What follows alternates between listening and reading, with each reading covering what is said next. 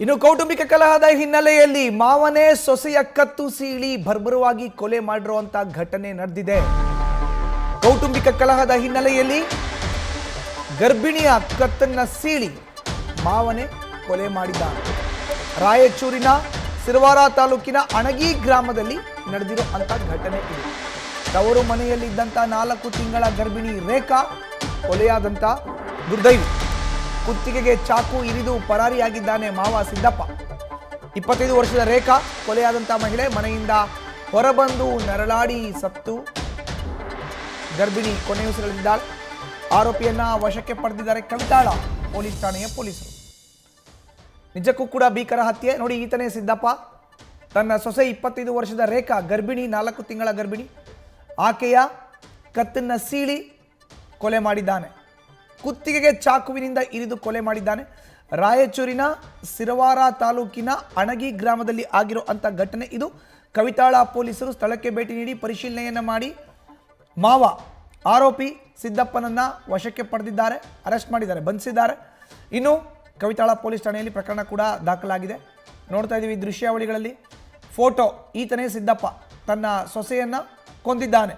ಕತ್ತು ಸೀಳಿ ಚಾಕುವಿನಿಂದ ಕತ್ತು ಸೀಳಿ ಕೊಲೆ ಮಾಡಿದ್ದಾನೆ 25 ವರ್ಷದ ರೇಖಾಳನ್ನ. ಕೌಟುಂಬಿಕ ಕಲಹದ ಹಿನ್ನೆಲೆಯಲ್ಲಿ ಇದು ಆಗಿರೋದು. ತವರು ಮನೆಯಲ್ಲಿ ಇದ್ಲು ರೇಖಾ, 25 ವರ್ಷದ ರೇಖಾ, 4 ತಿಂಗಳ ಗರ್ಭಿಣಿ. ಕೌಟುಂಬಿಕ ಕಲಹದ ಹಿನ್ನೆಲೆಯಲ್ಲಿ ತನ್ನ ಸೊಸೆಗೆ ಚಾಕುವಿನಿಂದ ಇರಿದು ಕೊಲೆ ಮಾಡಿದ್ದಾನೆ. ಮಾಹಿತಿ ನೀಡಿದ್ದಾರೆ ನಮ್ಮ ಪ್ರತಿನಿಧಿ ಶ್ರೀಕಾಂತ್ ಸಾವೂರ್ ದೂರವಾಣಿ ಸಂಪರ್ಕಕ್ಕೆ ಸಿಕ್ಕಿದ್ದಾರೆ. ಶ್ರೀಕಾಂತ್, ಈಗ ಸಿದ್ದಪ್ಪನನ್ನ ಬಂಧಿಸಲಾಗಿದೆ. ಆಕ್ಚುಲ್ ಆಗಿ ಕೌಟುಂಬಿಕ ಕಲಹ ಅನ್ನೋದ ಮೇಲೆ ನೋಟಕ್ಕೆ ಗೊತ್ತಾಗ್ತಾ ಇದೆ. ಅಷ್ಟು ದೊಡ್ಡ ಪ್ರಮಾಣದಲ್ಲಿ ಅಷ್ಟು ದೊಡ್ಡ ಪ್ರಮಾಣದಲ್ಲಿ ಕೌಟುಂಬಿಕ ಕಲಹವ ಹೇಗೆ? ನಿಜವಾಗ್ಲೂ ಮಧುಸೂದನ್, ಇದೊಂದು ಹೃದಯ ವಿದ್ರಾವಕ ಘಟನೆ ಅಂತ ಹೇಳ್ಬೋದು. ಯಾಕೆಂದ್ರೆ ಇಲ್ಲಿ ಬಲಿಯಾಗಿರೋದು ಕೇವಲ ಒಂದು ಜೀವ ಅಲ್ಲ. ಆ ಗರ್ಭಿಣಿಯ ಹೊಟ್ಟೆಯಲ್ಲಿನೂ ಸಹ 4 ತಿಂಗಳ ಮಗು ಇತ್ತು. ಪಾಪ ತವರು ಮನೆಯಲ್ಲೇ ವಾಸ ಮಾಡ್ತಾ ಇದ್ಲು ಗರ್ಭಿಣಿಯಾದ ಕಾರಣಕ್ಕಾಗಿ. 4 ತಿಂಗಳಿಂದ ಗರ್ಭಿಣಿ ರೇಖಾ ಅನ್ನುವಂಥವ್ರು ಈ ರೀತಿಯಾಗಿ 4 ತಿಂಗಳ ಗರ್ಭಿಣಿ ಮೃತರಾಗಿದ್ದಾರೆ. ಈ ಒಂದು ಘಟನೆ ನಡೆದಿರುವಂತದ್ದು ರಾಯಚೂರು ಜಿಲ್ಲೆ ಸಿರವಾರ ತಾಲೂಕಿನ ಚಿಕ್ಕ ಅಣಗಿ ಗ್ರಾಮದಲ್ಲಿ. ಕೌಟುಂಬಿಕ ಕಲಹ ಅಂತ ಹೇಳಲಾಗ್ತಾ ಇದೆ. ಕೌಟುಂಬಿಕ ಕಲಹ ಅಂದ್ರೆ ಮಾವ ಸೊಸೆಗೆ ಏನಿರುತ್ತೆ ಅನ್ನುವಂಥದ್ದೇ ಗೊತ್ತಿಲ್ಲ. ಅಂದ್ರೆ ಹತ್ಯೆ ಮಾಡುವ ಹಂತಕ್ಕೆ ತಲುಪಿದ್ದು ಯಾಕೆ ಅನ್ನುವಂಥದ್ದು ಪೊಲೀಸರು ಕಾರಣವನ್ನ ಭೇದಿಸ್ತಾ ಇದ್ದಾರೆ. ಬರೋಬ್ಬರಿ ಕುತ್ತಿಗೆಗೆ ಕತ್ತಲ್ಲಿ ಚಾಕನ್ನ ಹಾಕಿ ಪರಾರಿ ಆಗಿದ್ದ ಮಾವ ಸಿದ್ದಪ್ಪ. ಈ ಮಾವ ಸಿದ್ದಪ್ಪ ಏನಂದ್ರೆ ಚಿಕ್ಕ ಅಣಗಿ ಗ್ರಾಮದವನೇ ಅಂತ ಹೇಳಲಾಗ್ತಾ ಇದೆ. ಮಧ್ಯ ವಯಸ್ಸಿನೂ ಸಹ ಆಗಿದ್ದ.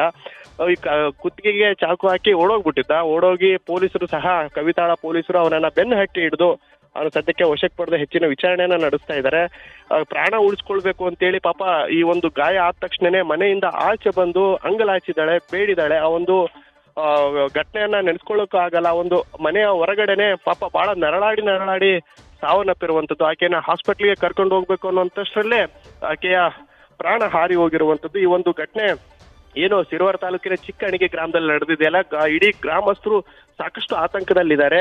ಇಂತಹ ಒಂದು ಘಟನೆ ಕ್ಷುಲ್ಲಕ ಕಾರಣಕ್ಕೆ ಕೌಟುಂಬಿಕ ಕಲಹ ಅಂದ್ರೆ ಮಾತಿನ ಮೂಲಕ ಬಗೆಹರಿಸ್ಕೊಳ್ಬಹುದಾಗಿತ್ತು. ಆದ್ರೆ ಪ್ರಾಣವನ್ನು ತೆಗೆಯುವ ಹಂತಕ್ಕೆ ಹೋಗಿದ್ರಿಂದ ಮಾವ ಸಿದ್ದಪ್ಪ ಏನಿದ್ದಾನೆ ಆರೋಪಿ, ಅವನಿಗೆ ಸಾಕಷ್ಟು ಹಿಡಿಶಾಪವನ್ನು ಆಗ್ತಾ ಇದ್ದಾರೆ. ಈ ಒಂದು ವಿಚಾರಕ್ಕೆ ಸಂಬಂಧಪಟ್ಟಂತೆ ಕವಿತಾಳ ಪೊಲೀಸ್ ಸ್ಟೇಷನ್ ಅಲ್ಲಿ ಪ್ರಕರಣ ದಾಖಲಾಗಿರುವಂತದ್ದು. ಮಧುಸೂದನ್, ಧನ್ಯವಾದ ಶ್ರೀಕಾಂತ್ ನಿಮ್ಮ ಮಾಹಿತಿಗೆ.